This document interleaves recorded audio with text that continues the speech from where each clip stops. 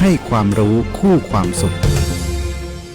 ประกันไม่ใช่แค่เพียงธุรกิจที่เอามาขายคุณเพื่อเงินแต่ประกันเป็นการกระจายความเสี่ยงของคุณไปให้บริษัทประกันถ้าไม่เชื่องั้นลองฟังนี่ผมชื่อประกรณ์มีบ้านอยู่1 หลังอยู่มาวันหนึ่งแก๊สระเบิดบ้านผมก็หายไป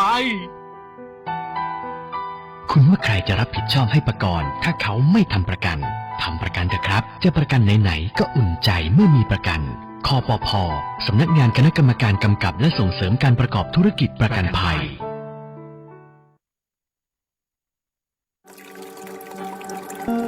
ในช่วงฤดูฝนมักจะเกิดฝนตกหนักในหลายพื้นที่เกิดน้ำท่วมฉับพลันน้ำป่าไหลหลากน้ำล้นตลิ่งองค์การบริหารส่วนจังหวัดแพร่ขอแจ้งเตือนประชาชนให้ติดตามข่าวสารสภาพอากาศจากกรมอุตุนิยมวิทยาหน่วยงานที่เกี่ยวข้องอย่างต่อเนื่องและปฏิบัติตามคำแนะนำอย่างเคร่งครัดหากอยู่ในพื้นที่เสี่ยงควรเตรียมความพร้อมใช้กระสอบทรายอุดปิดทางน้ำที่จะไหลเข้าบ้านเตรียมยกของขึ้นที่สูงให้พ้นจากระดับน้ำท่วมเตรียมอุปกรณ์สิ่งจำเป็นต่างๆให้พร้อมใช้ในยามฉุกเฉินเรียนรู้เส้นทางการอพยพไปที่ปลอดภัยรู้หมายเลขโทรศัพท์ฉุกเฉินของหน่วยงานท้องถิ่นเพื่อขอความช่วยเหลือระวังงดลงเล่นน้ำหรืออยู่ใกล้ทางน้ำหลากห้ามขับรถเข้าไปในพื้นที่น้ำท่วมหรือบริเวณที่มีน้ำหลากหากไม่ปลอดภัยให้ออกจากรถทันที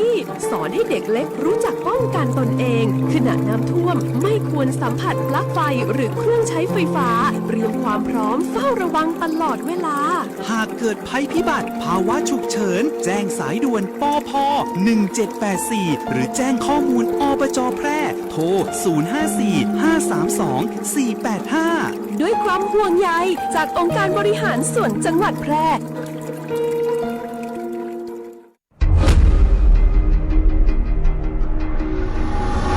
คุณรู้หรือไม่ตอนนี้ประเทศไทยมีกฎหมายใหม่ที่ออกแบบมาเพื่อปกป้องคนกล้าพูดความจริงกฎหมายฉบับนี้มีชื่อเต็มว่าพระราชบัญญัติประกอบรัฐธรรมนูญว่าด้วยการป้องกันและปราบปรามการทุจริตฉบับที่ 2 พุทธศักราช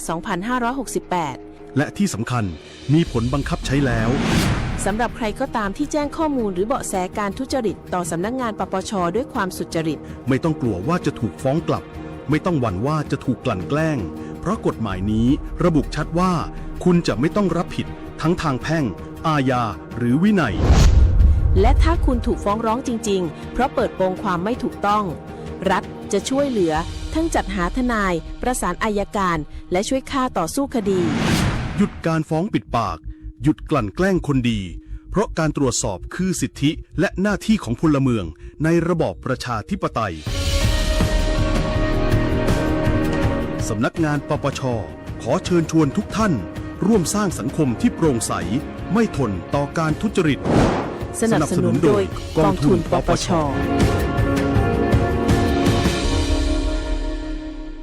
พบเห็นการทุจริตแจ้งสายด่วนปปช.โทร1205ขับขี่ปลอดภัยเมืองไทยไร้อุบัติเหตุด้วยความห่วงใยจากสวท8 FM 91 เมกะเฮิรตซ์ข้าพเจ้านายชนวิทย์พิมพิลาผู้อำนวยการสำนักงานคณะกรรมการการเลือกตั้งประจำจังหวัดแพร่ขอร่วมแสดงความอาลัยอย่างสุดซึ้งแด่สมเด็จพระนางเจ้าสิริกิติ์พระบรมราชินีนาถพระบรมราชชนนีพันปีหลวงพระองค์ทรงเป็นศูนย์รวมจิตใจของปวงชนชาวไทยและทรงเป็นแบบอย่างแห่งความดีงามในทุกด้านข้าพเจ้าจะยึดมั่นในความซื่อสัตย์สุจริตปฏิบัติหน้าที่เพื่อประโยชน์ของประชาชนและประเทศชาติเพื่อเป็นการน้อมรำลึกถึงพระมหากรุณาธิคุณตราบนิรันดร์ครับผมนายณภัทรเมฆอากาศนักวิชาการคอมพิวเตอร์สังกัดสำนักงานเขตพื้นที่การศึกษามัธยมศึกษาแพร่กับผมมีความรู้สึกเศร้าใจและอาลัยหาที่สุดไม่ได้ที่พระองค์ทรงมีความเสียสละและมุ่งมานะในการทำเพื่อปวงชนชาวไทยครับเฉลิมพระนามสมเด็จพระพันปีพระบรมราชินีสิริกิติ์เป็นนาถะแห่งสยามงามโสภิตพระราชกิจตรึงตรามาช้านาน แม้เสด็จสู่สวรรค์เยี่ยมชั้นฟ้า พระจริยาจักจดจำนำเล่าขานอีก1,000 ปีหมื่นปีเป็นตำนานก้มกราบกรานก่อนพนมบังคมคุณ สถิตกลางใจประชาราษฎร์ด้วยสำนึกในพระมหากรุณาธิคุณตราบนิจนิรันดร์ข้าพระพุทธเจ้าข้าราชการและเจ้าหน้าที่สถานีวิทยุกระจายเสียงแห่งประเทศไทยจังหวัดแพร่ ฟังข่าว ฟังสวทแพร่ FM 91 MHz กรมประชาสัมพันธ์ ข่าวจริง เชื่อถือได้ สื่อรัฐพัฒนาคุณภาพชีวิตคนจังหวัดแพร่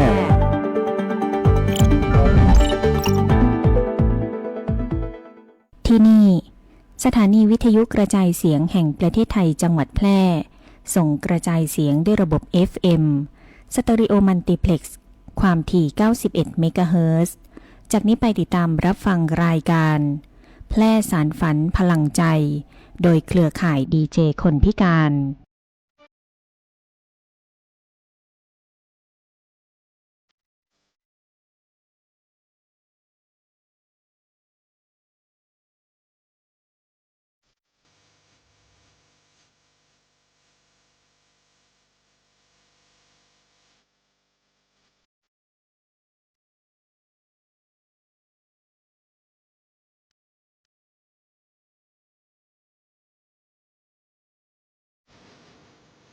สวัสดีเจ้า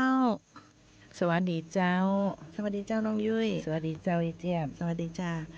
มาพบกับรายการแผ่สารฝันแห่งนั้นนะเจ้า ที่สถานีวิทยุกระจายเสียงแห่งประเทศไทย จังหวัดแพร่ FM 91 เมกะเฮิรตซ์นะเจ้า ทุกวันเสาร์และวันอาทิตย์นะเจ้า เวลา 15:10 นาทีถึง 16 นาฬิกานะเจ้า ก็จะมาป้ามูเฮานะเจ้าสองสาวข้าเจ้าเจี๊ยบเจตนาถยันยงเจ้า ข้าเจ้าน้องยุ้ยสวรักษ์มีสิริเจ้า เจ้าเป็นผู้ดำเนินรายการในวันนี้นะเจ้า เจ้านอกจากท่านผู้ฟังรับฟังรายการแผ่สารฝันพลังใจทางเครื่องรับวิทยุแล้วนะเจ้าก็ยังสามารถรับชมรับฟังได้ทางเฟซบุ๊กนะคะเจ้าแฟนเพจสวทเจ้าไล่สดสวทแปรและวิทยุออนไลน์สวทแปรช่วงนี้เฮาก็งดนะเจ้าขอเพลงกันก่อนเราจะมีเพลงของพระราชกรณียกิจของพระพันปีหลวงนะเจ้าแต่ก็ยังสามารถพิมพ์ข้อความมาทักทายทางเพจ Facebook ของเฮาตีเฮากำลังไล่สดนี่นะเจ้าเนาะทางใดฝนตกทางใดอากาศเป็นจะได้พ่องเนาะทางไหมน้ำท่วมพ่องนะเจ้าหมู่เฮากะเกือบมาบ่ตันเนาะฝนกะห้ำเฮาเจ้าพักสักครู่เจ้า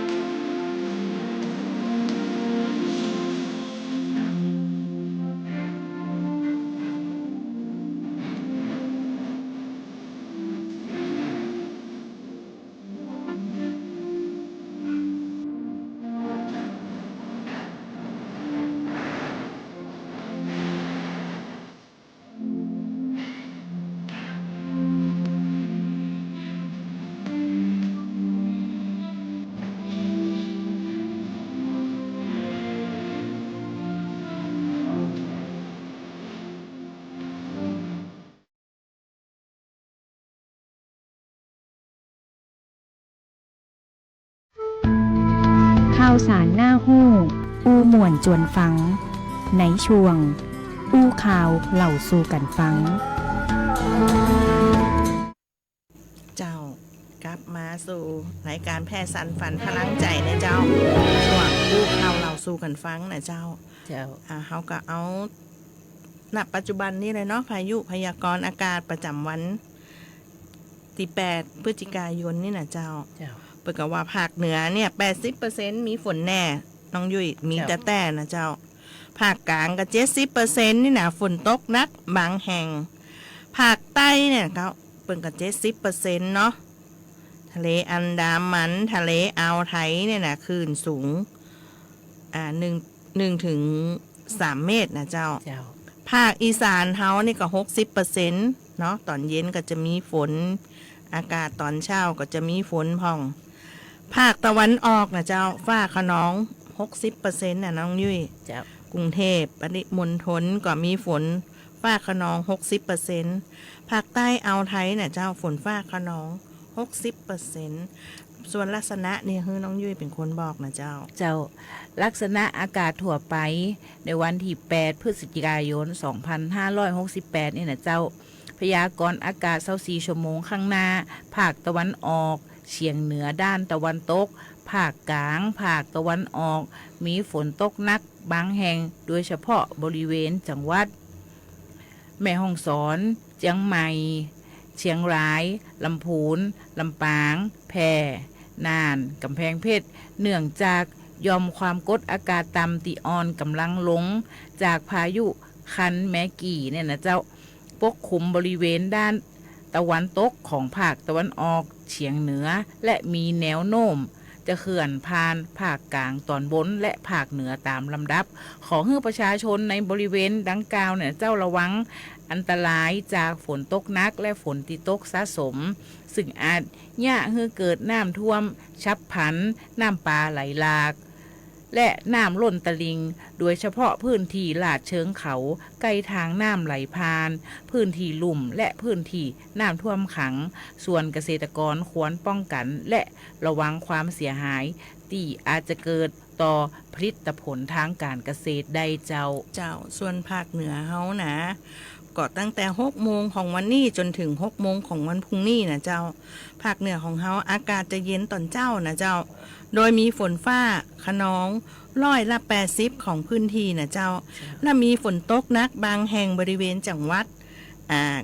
แม่ฮ่องสอนเชียงใหม่เชียงรายลำพูนลำปางพะเยาน่านแปร่อุตรดิตถ์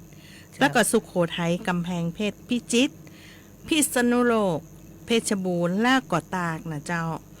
อุณหภูมิต่ำก็19 ถึง 22 องศานะเจ้าอุณหภูมิสูงสุดก็18 ถึง 32 องศานะเจ้าบริเวณยอดดอยอากาศหนาวอุณหภูมิต่ำ10 ถึง 14 องศานะเจ้าลมตะวันออกเฉียงเหนือความเร็ว10 ถึง 15 กิโลต่อชั่วโมงนะเจ้าเนาะแล้วก็มาต่อเรื่องเงินเยียวยากลุ่มเปราะบางเดือนพฤศจิกายน2568เจ้าเปิ่นจะโอนเข้าบัญชีเหมือนจะเป็นวันที่10เนาะเจ้ายายแจ่มเจ้ากลุ่มเปราะบางรับเงินเยียวยาเดือนพฤศจิกายน2568นั่นแหละเจ้าก็จะมีกลุ่มเปราะบางที่ประกอบไปด้วยเด็กแรกเกิด6 ขวบผู้สูงอายุและผู้พิการในเดือนพฤศจิกายนเนี่ยเตรียมเป็นว่ารับเงินในวันที่10มันก็จะมีเงินอุดหนุนบุตรเงินอุดหนุนเด็กแรกเกิดเบี้ยยังชีพผู้สูงอายุหรือเบี้ยสูงอายุและเบี้ยความพิการหรือเบี้ยผู้พิการนะเจ้าเนาะเงินอุดหนุนบุตรเนี่ยนะเจ้าเด็กแรกเกิดอายุ6 ขวบรับเงินอุดหนุนบุตรจำนวน600 บาทเจ้าก็เบี้ยผู้สูงอายุนี่ก็จ่ายเป็นขั้นบันไดเหมือนเดิมเนาะก็เริ่มตั้งแต่60 ถึง 69กันรับเบี้ย600นะเจ้าผู้สูงอายุ70 ถึง 79กันรับเบี้ยจำนวน700นะเจ้า80 ถึง 89รับเบี้ย800นะเจ้าถ้า90นี่ขึ้นไปก็ได้ 1,000 บาทเนาะเจ้าสำหรับเบี้ยคนพิการเนี่ยนะเจ้าผ ผู้พิการที่มีอายุ18ปีขึ้นไปรับเบี้ยยังชีพจำนวน800บาทเจ้าผู้พิการที่มีอายุต่ำกว่า18ปีรับเบี้ยยังชีพจำนวน 1,000 บาทเจ้ายายเจี๊ยบเจ้าเนาะยายเจี๊ยบมีอย่างจะอู้แหมก็เจ้าหันว่าค่ะปรับจราจรอีกก็เจ้าใช่ค่ะปรับจราจรนะเป็นก็มาฮือหันแล้วเนาะค่ะปรับจราจรตอนนี้ก็คือตั้งแต่เริ่ม1 พฤศจิกายนมาตั้งแต่นั่นเนาะบอกพกบัตรใบขับขี่กับปรับ200นะเจ้าจอดรถกีดขวางการจราจรกับปรับ400นะจอดรถบ่ดับเครื่องกับปรับ400นะเจ้าโอ้ยเจ็บติบ่ดับเครื่องนี่โดนด้วยแต่ก็เจ้าใช่เอาล่ะว่ากำเดียวเนาะเอิ้นซื้อนี่ซื้อใส่เกียร์ว่างครับลงเขาแหมเจ้ายังที่ว่าบ่ฮื้อรถในวงเวียนไปก่อนก็ปรับเหมือนกันก็400เนี่ยนะเจ้าเนาะแล้วก็บ่สวมหมวกก็400คนซ่อนบ่สวมหมวกก็ปัจจัย4นะ800นะเจ้าอันตรมันนักเหลือคนบ่สวมหมวกกันเนาะเจ้าเนาะใช่เจ้าขับรถบ่ติดแผ่นป้ายทะเบียนน่ะก็500เจ้าขับเร็วเกินกำหนดก็500เนาะถ้าบ่ปฏิบัติตามสัญญาณจราจรก็โดนเหมือนกันนะเจ้าขับขี่บนทางเท้าแหมบางทีโอ้บ้านอยู่ในซอยนี่ลัดจะไปกำเดียวบ่ได้นะเจ้าใช่โทรศัพท์ขณะใจรถก็บ่ควรจะทำนะเจ้าเนาะ500นะคุณกระโดนไปปฏิบัติตามกฎก็จะลดอุบัติเหตุได้เนาะเจ้าเนาะตีแถมแหมน้อยก็คือควันดำนี่คุณจะโดนนักเลย 1,000 บาทจ้ะเจ้าเนาะเจ้าเจี๊ยบเดี๋ยวพักฟังเพลงพระราชนิพนธ์หรือเกี่ยวกับประวัติพระพันปีหลวงแล้วน้องยุ้ยก็จะมาอู้เกี่ยวกับคนละครึ่งพัดที่เขาถามว่ามันจะมีหลอบไหมแหมก็น้องยุ้ยจะได้ร้องพอล้ออันที่ใจไปแล้วเนี่ยมดแล้วเนี่ยก็มดเลยมันก็อย่างเดียวเขาก็มาอู้กันนะเจ้าเนาะเดี๋ยวเขาก็มาเล่าให้กันฟังนะเจ้าในช่วงเราไอ้นะผู้ง่ายฟังมวลนะเจ้า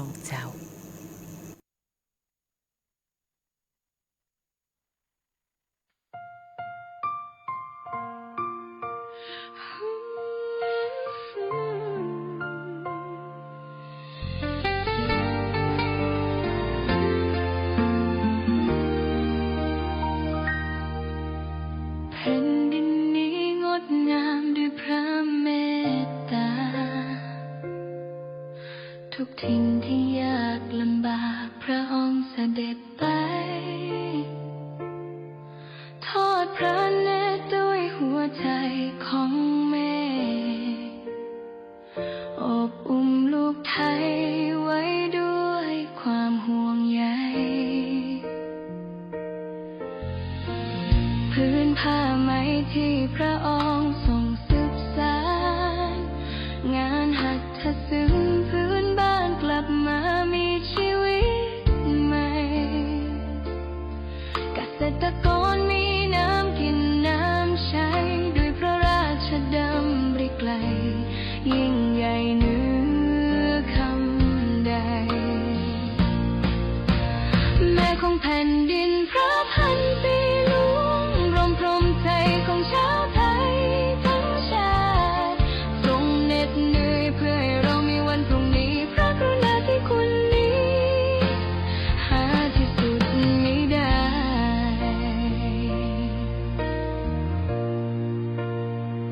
หน่วยแพทย์พระราชทานยื่นมาช่วยเหลือในถิ่นทุรกันดารแสนไกลโครงการบ้านเล็กในป่าใหญ่เปี่ยมด้วยพระหฤทัยที่รักพื้นป่าไทยแม้วันนี้พระองค์เสด็จสู่สวรรคาลัยแต่ความดีพระองค์อยู่ในหัวใจทุกลมหายใจยังเอ่ยนามแม่ของแผ่นดินผู้งดงามน้อมรำลึกคุณงามความดีผู้ให้แผ่นดินนี้งดงามด้วยรักเราจะเดินตามรอยเบื้องพระยุคลบาทด้วยใจภักดีไม่รู้เลยขอ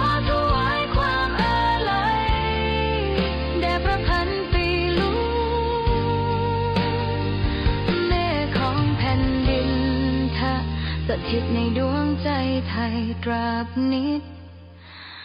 นิรันดร์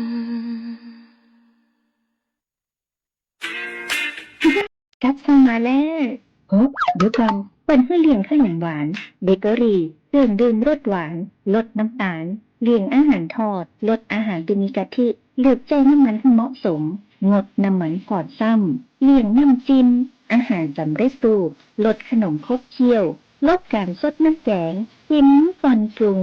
ลดการปรุงรสและที่สำคัญอ่านฉลากโภชนาการก่อนซื้อทุกครั้งกินหวานมันเค็มให้พอดีสุขภาพดีห่างไกลโรคจ้าด้วยความห่วงใย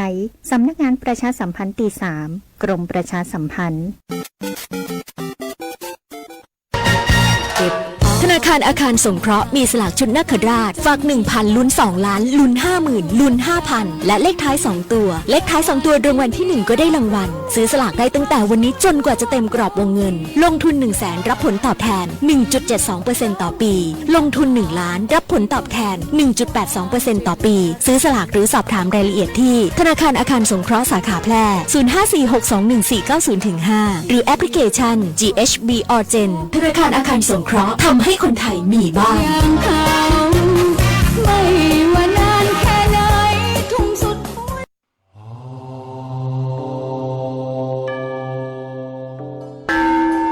จังหวัดแพร่ขอเชิญสร้างบารมีเสริมมงคลชีวิตตามเส้นทางท่องเที่ยวนมัสการพระธาตุพันปีสักการะพระธาตุช่อแฮพระธาตุดอยเล็งพระธาตุสิงหอุตรนครพระธาตุสีชุมพระธาตุหลวงชัยช้างค้ำพระธาตุหัวควงพระธาตุปงสนุกพระธาตุพระร่วงพระธาตุปูแจพระธาตุแหลมลี่พระธาตุขวยปูพระธาตุจอมแจ้งพระธาตุเนื้องพระธาตุไหสร้อยและพระธาตุห้วยอ้อสายมูห้ามพลาดไปเคาะระฆังให้ดังระเบิดให้ชีวิตสุดบันเจิดปังปังปังสาธุเที่ยวแพร่เที่ยวสนุกได้ความสุขทุกฤดูคนแพร่นี้ใจงาม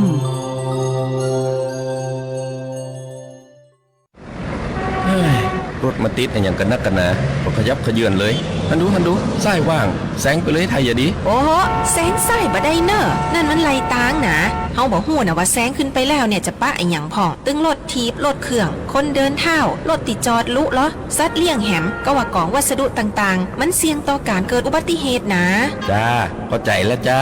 บ่แซงก็ได้ขับรถมีน้ำใจรักษาวินัยจราจร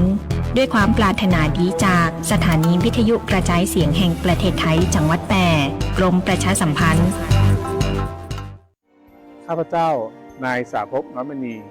พนักงานการเลือกตั้งชำนาญการพิเศษสำนักงานคณะกรรมการการเลือกตั้งประจำจังหวัดแพร่ขอร่วมแสดงความอาลัยอย่างสุดซึ้งแด่สมเด็จพระพันปีหลวงข้าพเจ้าจะตั้งใจปฏิบัติตน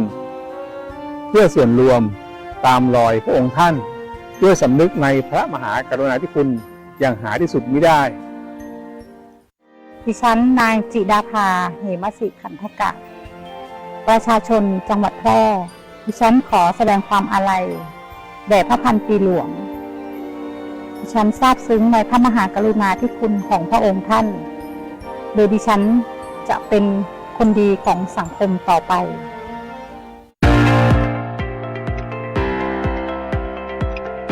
สถานีวิทยุกระจายเสียงแห่งประเทศไทยจังหวัดแพร่ 91 เมกะเฮิรตซ์ให้ความรู้คู่ความสุข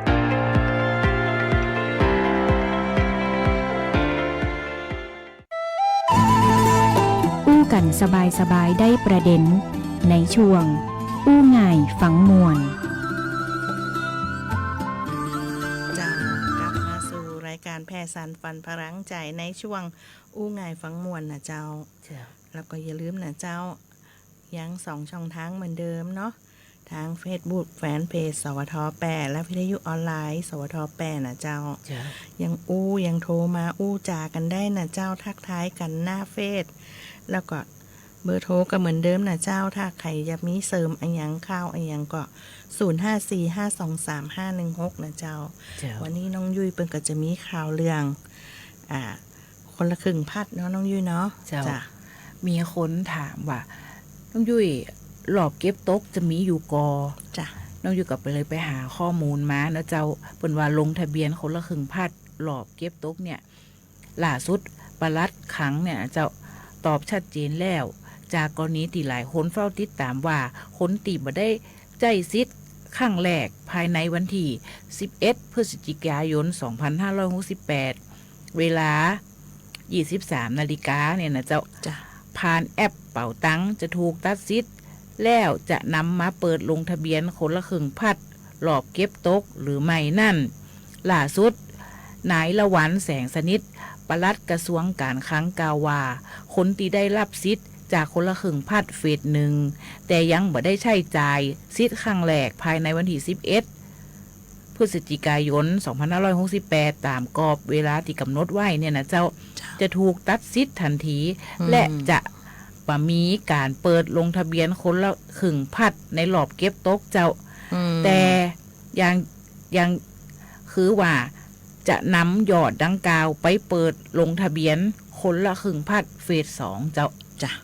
สำหรับโครงการคนละครึ่งพัดเฟส2เนี่ยยังอยู่ในระหว่างการพิจารณาสิทธิ์จำนวนเงินและงบประมาณที่ใจดำเนินการซึ่งเบื้องต้นประเมินว่ากระทรวงการคลังเนี่ยเตรียมที่จะนำเสนอโครงการคนละครึ่งพัดเฟส2เข้าติประชุมคณะรัฐมนตรีนะเจ้าในเดือนธันวาคม 2568 เพื่อเริ่มใจซิดได้ในเดือนมกราคม 2569 เพื่อรักษาคือว่าเนี่ยเฮอเศรษฐกิจเนี่ยต่อเนื่องเจ้าเนาะเฮาก็หลังจากนั้นเฮาก็มาอู้ถึงเรื่องใบขับขี่หมดอายุต่อได้ภายในกี่วันน่ะเจ้าน้องยุ้ยเจ้าก๋วยเตี๋ยวนี้ต่อได้กี่วันเนี่ยน้องยุ้ยน้องยุ้ยก็บ่เคยต่อใบขับขี่ส่วนบุคคล5 ปีเป็น5 ปีเนาะหมดอายุบ่เกิน1 ปีนะเจ้าต่อได้ทันทีอบรมต่ออายุที่สำนักงานขนส่งอบรมต่ออายุแบบออนไลน์ได้นะเจ้ามาเดี๋ยวนี้นะเอาบ่จำเป็นต้องไปต่อที่ขนส่งอย่างเดียวนะเจ้าหมดอายุ1 ปีอบรมทดลองข้อเขียนผ่านบ่ต่ำกว่า45จาก50ข้อนะเจ้าหมดอายุเกิน3 ปีนะเจ้าอบรมทดสอบข้อเขียนผ่านบ่ต่ำกว่า45ถึง50ข้อแล้วก็ทดลองสอบขับรถตัวนะเปลี่ยนชนิดใบขับขี่ส่วนบุคคลชั่วคราว2 ปีเป็น5 ปีถ้าหมดอายุบ่เกิน1 ปีต่อได้ทันทีบ่ต้องมีการอบรมใดๆเลยนะเจ้าเนาะเมื่อถือใบอนุญาตขับรถครบ1 ปีสามารถต่ออายุล่วงหน้าได้ทันทีบ่มีการอบรมนะเจ้าส่วนหมดอายุเกิน1 ปีเนาะอันนั้นบ่เกิน1 ปีอันนี้เกิน1 ปีนะเจ้าอบรมได้ที่สำนักงานขนส่งนะเจ้าทดสอบข้อเขียนผ่านแล้วก็บ่ต่ำกว่า45จาก50ข้อนะเจ้าส่วนท่านที่หมดอายุเกินเกิน3 ปีนะเจ้าอบรมได้ที่สำนักงานขนส่งทดสอบข้อเขียนบ่ต่ำกว่า45ถึง50ข้อแล้วก็ทดสอบทดลองขับรถตัวน่ะเจ้าก็มาต่อเรื่องบัตรสวัสดิการแห่งรัฐ 2568 รอบใหม่นี่นะเจ้าไอ้เจี๊ยบคนว่าเตรียมลงทะเบียน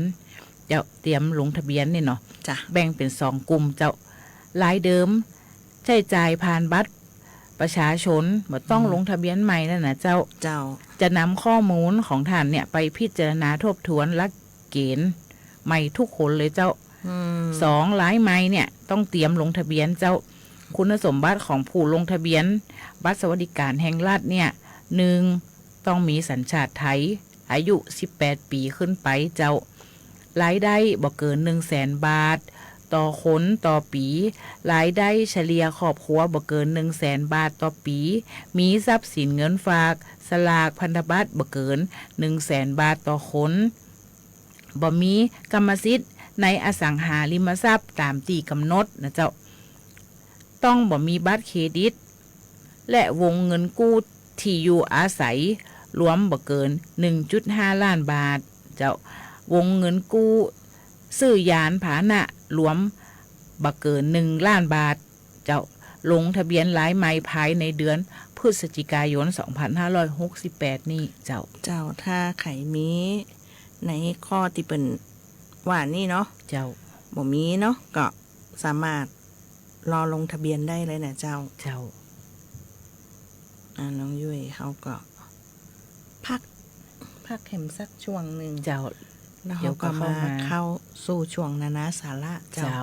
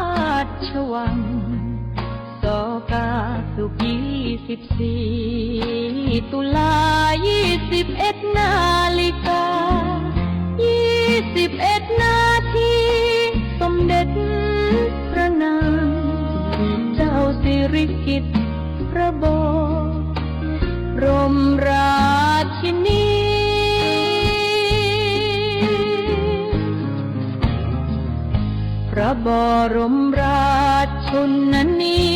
พระพันปีหลวงเสด็จสวรรคตนะโรงพยาบาลจุฬาลงกรณ์สภากาชาติไทยประชาชนชาวไทยเศร้าอาลัยเสียใจสลัดในรอบ9 ปีพระราชาพระราชินีสวรรคตภาพจำที่ดีทุกที่ปรากฏเสด็จเยี่ยมเยียนป่าเขาเขี้ยวคดท่านไม่เคยลดพระทัยเมตตา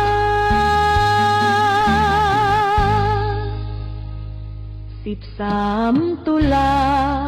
2559พ่อหลวงร9จากพวกเราไปอยู่บนฟ้า2568สุขที่14 ตุลาพระพันปีหลวงก็มาเสด็จสู่ฟ้าณสวงสวรรค์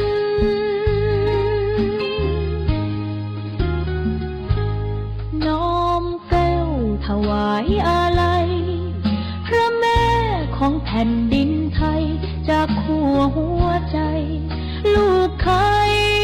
ถึงท่านด้วยสำนึกในพระมหาธิคุณอนันต์สถิตในดวงใจนิรันดร์กราบพระบาทน้อมศิรการพระดวงวิญญาณเสด็จสู่สวงสวรรค์คาลัย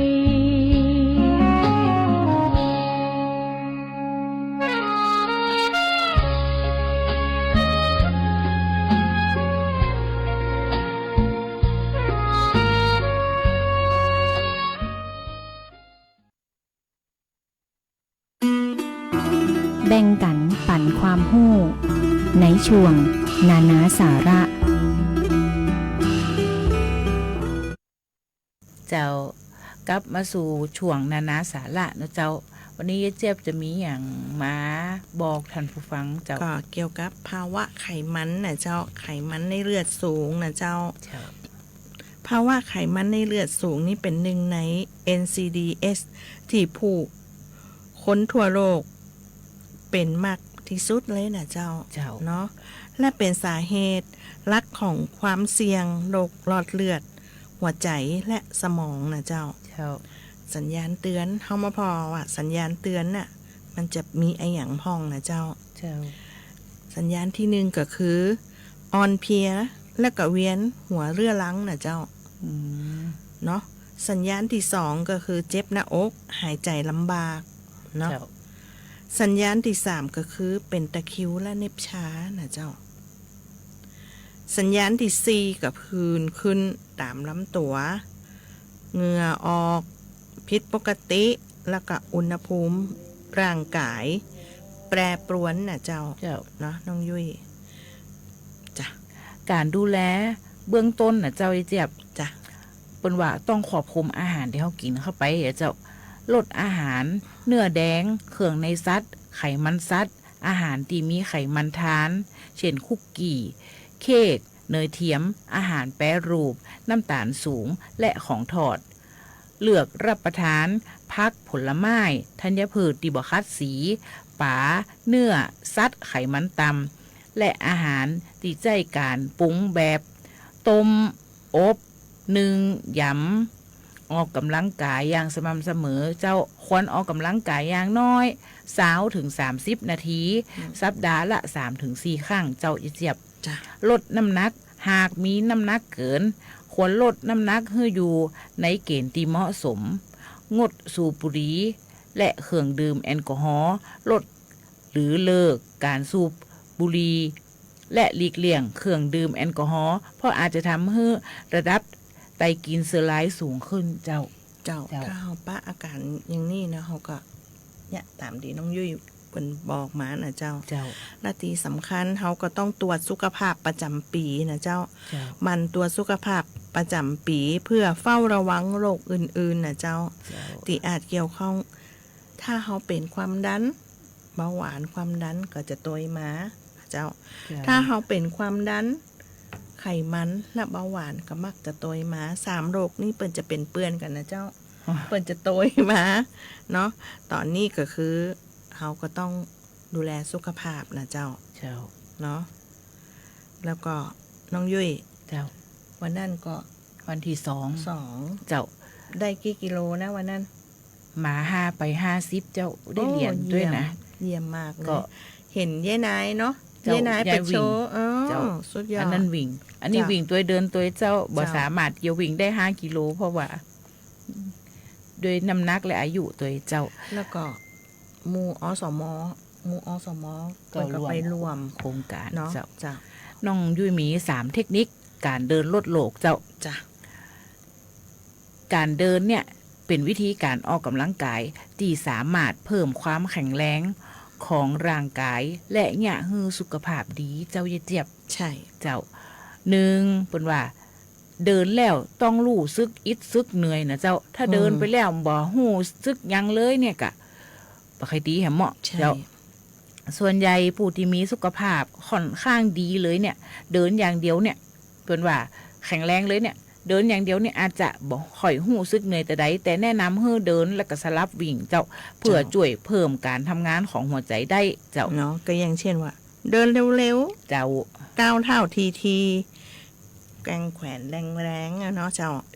การเดินเร็วๆจะเป็นการกระตุ้นร่างกายโดยเฉพาะระบบหัวใจนะเจ้าและโรคหลอดเลือดให้ทำงานเพิ่ม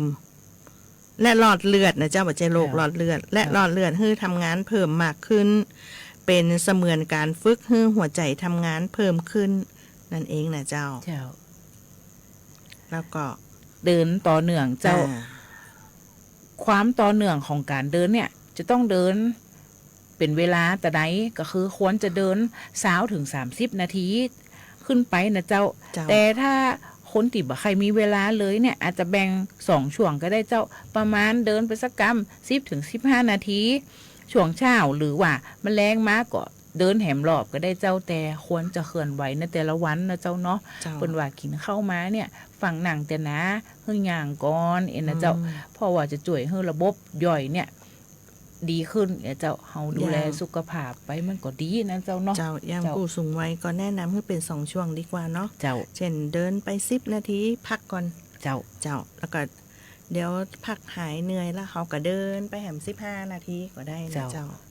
เนาะควรเลือกรับประทานอาหารอย่างหวานนะเจ้าที่เฮาอู้กันเนาะควรรับประทานอาหารที่ให้มันถูกสุขลักษณะอย่างเนาะเจ้าอันอย่างที่มันของถอดหนักลำไปเฮาก็ลดบ่ได้คืออดบ่ได้เฮาก็ลดลงอีนะเจ้าอย่างน้องยุ้ยมาเดี๋ยวนี้น้องก็จะบ่กินที่ว่าทอดมากแล้วนะเจ้าเพราะว่าพอน้ำหนักขึ้นมาแล้วมันมีความรู้สึกว่าอึดอัดเจ้าเจ็บเจ้าแล้วมันจะกองให้โรคแหมเนาะอย่างน้องยุ้ยนี่ก็ยังดีอยู่กับยายไก่ก็จะกินอาหารเบาๆกันเนาะอย่างนี้เจี๊ยบมันลูกวัยรุ่น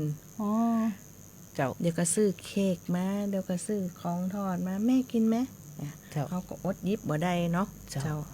อู้กันไปอู้กันมาเขาก็มาถึงช่วงสุดท้ายของรายการแพร่สาร